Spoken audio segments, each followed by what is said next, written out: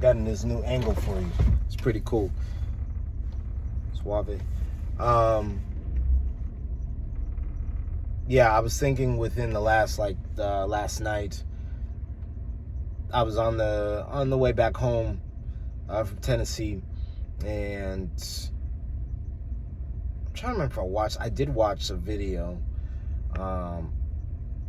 about a relationship that at once was broken but then was remended, but it was through work and through honesty.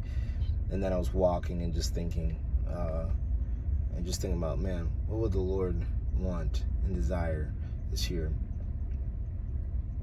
As most of y'all have a thought of all the time, you're like, I wonder what God want me to do this year.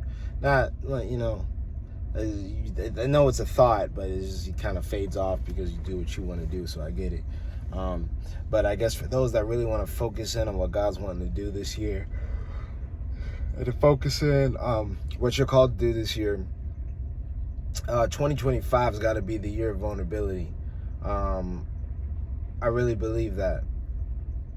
And it's been stuck on me, and I'm like, well, I can't not say it. So like, I just really feel like being vulnerable, living in a place of vulnerability is going to push you ahead this year. And I don't mean push you ahead in the success of, I got a new job, it pays 6 figures. No, I mean, like, it's like for your own sake, your own health, your own spirit, you know, for you to feel like that you're actually alive and that you're actually thriving and not just surviving this year. You could have done it last year, but I'm assuming you didn't, because most people haven't. This is the year of vulnerability. So all these walls that you've continued to put up, that you continue to put up, I think it's time to let them down. You're not anywhere closer with the walls being up. You feel like you are because of how much you're pushing and shoving in terms of work. But there's always something that's going to come after that. And after that, and then after that. You'll never really make it to that mountaintop. And you'll get so frustrated and mad because you think it's you think it's your fault that you're not making it to the mountaintop, that you're not good enough. I can't succeed. Obviously, I can't succeed because I'm not good enough. But who are you telling that to? Probably no one but yourself. Because everybody else, you've walked into each and every coffee shop. I work at one, so I understand. I know, because I meet people like this. You've walked in every coffee shop and you are telling people, oh man, yeah, I'm fine. My life is great. All is well. And yet here you are, broken on the inside as you walk out that door. Broken on the inside as you hop in the car and drive away. So I just want to encourage you and let you know that, hey, I've been there before. So I understand. Like, I'm not sitting here playing around and being like, you know, I understand completely, you know, because that used to be me, you know. I used to act like I have it all got it together and stuff like that. And I'm just like, you know what, I'm a little broken though, you know. So I'm going to go feed my brokenness with things that I shouldn't be doing, you know. And I know that's a lot of y'all, because that's a lot of people. It's not because I know my audience. I don't yet. But, you know, you can comment below if you're part of the audience. But, no, man, it's like people kind of live like that. They live as if, you know, nobody's going to notice the brokenness. Nobody's going to notice the hiddenness. And it's like, you don't have to do that. You got to just be vulnerable. This is the year of vulnerability, man. What are you doing? What are you doing continuing to try to hide behind the walls of yourself? Come boldly to the kingdom. Come boldly to the throne, man. God will take care of you. God's going to speak to you. God's going to talk to you. Come boldly to the throne. Come as if you belong there. That's what that verse means in the scripture that I really can't remember off the top of my head, but it's in there. I might write in the descriptions even. But man, let me just tell you, man, it's so important that you do that, because you will find that you become a lot more freer the less pressure is on you, the less pressure is held upon you. You know, we hold up these walls and we think like, oh, they're there. Boom. There's walls. I'm surrounded. I'm protected. But you're not really placing walls anywhere, because they're on a weak foundation, because they're on lies.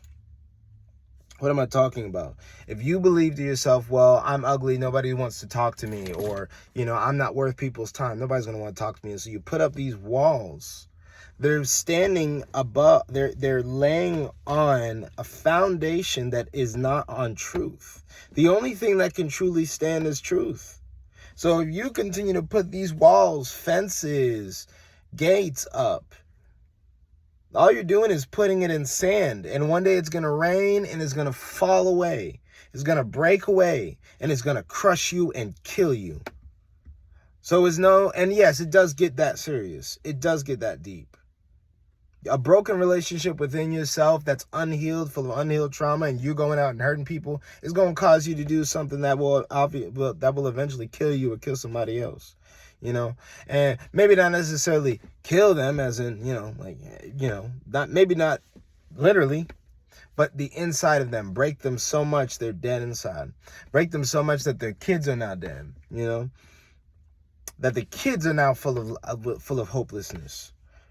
And so it's time for you to get those walls off that aren't even standing on anything, that you're trying to hold up. They're like cardboard, man, and you're trying to hold them up on this foundation that's weak. But the truth is very strong. Why? Because the truth is the truth. You can't lie on the truth. The truth is the truth. You can't be like, it's true, but it's not really. No, the whole truth is true.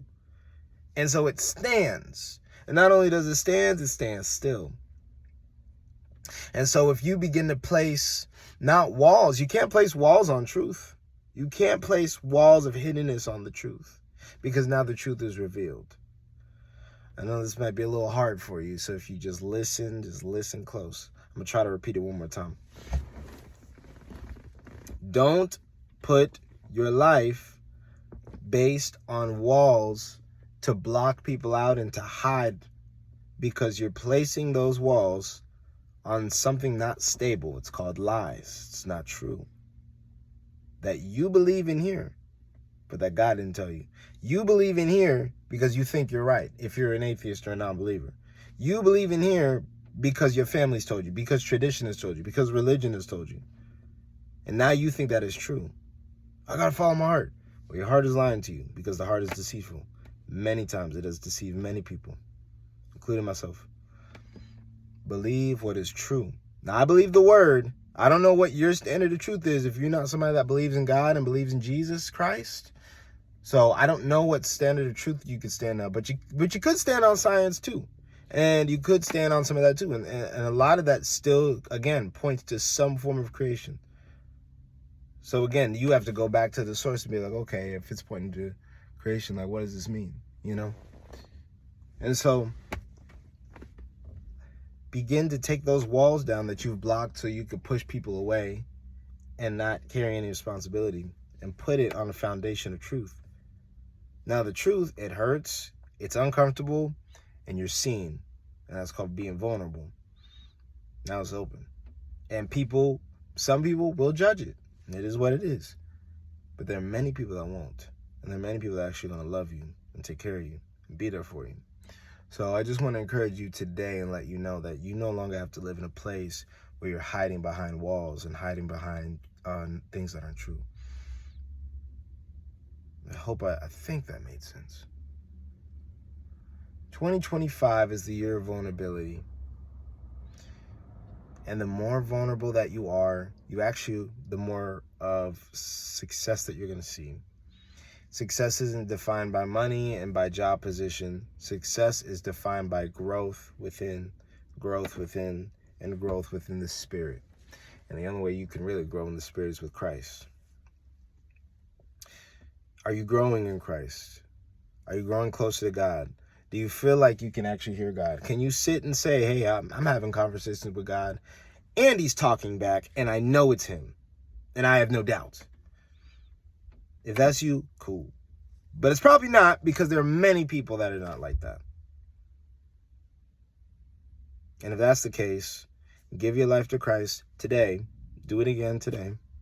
Say, Lord, get these walls off of me and help me to know the truth.